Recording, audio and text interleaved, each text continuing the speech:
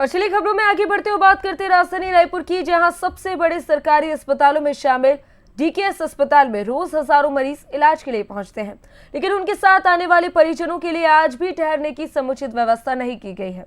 अस्पताल के ठीक सामने मौजूद एक पुरानी धर्मशाला कभी जरूरतमंदों का सहारा हुआ करती थी, आज वो भी खंडर में तब्दील हो चुकी है। अब सवाल यह है कि जब जरूरत आज भी बरकरार है तो धर्मशाला बदहाली के हवाले क्यों जा रही है।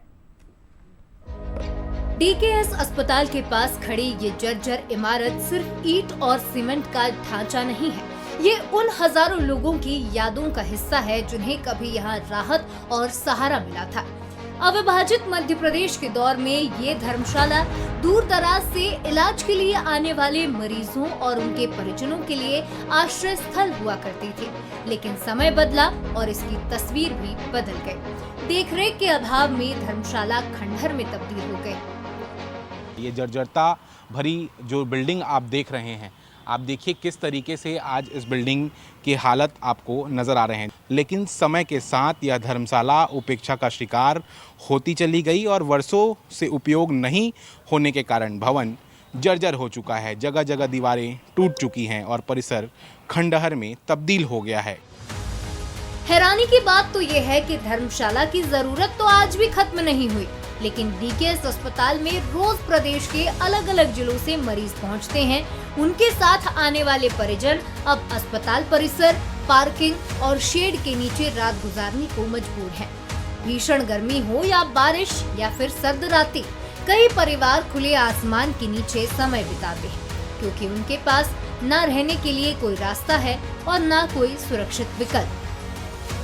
पार्किंग के शेड के नीचे ये तमाम लोग आपको बैठे हुए नजर आएंगे। जिस तरीके से भीषण गर्मी के बीच ये सभी मरीज यहाँ पर इलाज कराने के लिए पहुँचे हैं और व्यवस्था की बदहाली देखिए कि इनके रुकने और ठहरने की कोई व्यवस्था नहीं है, इसीलिए ये जो मरीज हैं वो इस शेड के नीचे रुके हुए हैं। पर में जगह नहीं है ना, सब बाहर खेत देते हैं, दिन भर धूप में यहाँ बैठे हैं। मरीज के पास मत जाओ बोलते हैं और सब गार्ड वाले मन खेत देते हैं। कोई स्थायी व्यवस्था होनी चाहिए। हाँ, व्यवस्था होनी चाहिए, व्यवस्था ऊपर में नहीं है। स्थानीय लोगों और सामाजिक संगठनों का कहना है कि अगर इस धर्मशाला का जीर्णोद्धार कर दोबारा शुरू किया जाए तो हजारों जरूरतमंद परिवारों को राहत मिल सकती है। छत्तीसगढ़ी अग्रवाल समाज का दावा है कि इसको दाऊ कल्याण सिंह अग्रवाल ने मरीजों की सेवा के उद्देश्य से दान दिया था। वहीं स्वास्थ्य कर्मचारी संगठन का मानना है कि उन्हें पहले यहाँ कमरे और हॉल आवंटित किए गए थे।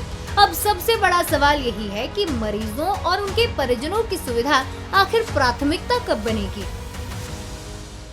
शासन से आग्रह करते हैं कि बाकी जो रूम है उसका उपयोग या तो खुद मरम्मत करके मरीजों के हित के लिए उपयोग करें या छत्तीसगढ़ी दाऊ अग्रवाल समाज को उसको दे दे, संचालन के लिए दे। हम हमारे मालिकाना हक की बात नहीं करें, सिर्फ संचालन के लिए हमें अधिकृत कर दे। जितने भी रूम हैं हम उनकी मरम्मत करेंगे, वहाँ पे पूरी व्यवस्थाएं करेंगे ताकि मरीज के परिजन वहाँ पे रुक सकें। डीके धर्मशाला था, डीके हॉस्पिटल का धर्मशाला था। 2002 में छत्तीसगढ़ प्रदेश स्वास्थ्य कर्मचारी संघ को संचालक स्वास्थ्य सेवाओं के द्वारा आवंटित कर दिया गया था, लेकिन उसमें अभी इन लोगों का छत्तीसगढ़ प्रदेश स्वास्थ्य कर्मचारी संघ वाले कार्यालय बना के वहाँ पे हैं और 70 साल पुरानी धर्मशाला है। कभी भी वो जर्जर हो चुकी है, कभी भी टूट सकती है, गिर सकती है, तो वहाँ पे बहुत ज़्यादा जनहानि होने की भी संभावना है। देखिए, विषय संज्ञान में आया है, उसके विधिक पहलुओं को ध्यान में रखते हुए जरूर ऐसा कोई न कोई निर्णय लिया जाएगा जिससे कि आम लोगों को जो परिजन आते हैं उनके लिए हम और बेहतरी क्या कर सकते हैं। डीकेएस अस्पताल के सामने खड़ी ये धर्मशाला आज दो तस्वीरें दिखाती है। एक तरफ सेवा और जनहित का इतिहास है, दूसरी तरफ उपेक्षा और बदहाली का वर्तमान। जरूरतमंदों को आज भी ठहरने के लिए जगह चाहिए और शहर के बीचों बीच एक पूरी इमारत खंडहर बनकर खड़ी है। अब नजर प्रशासन और सरकार पर है कि क्या इस धर्मशाला को नया जीवन मिलेगा। अनंत शर्मा, बंसल न्यूज, रायपुर।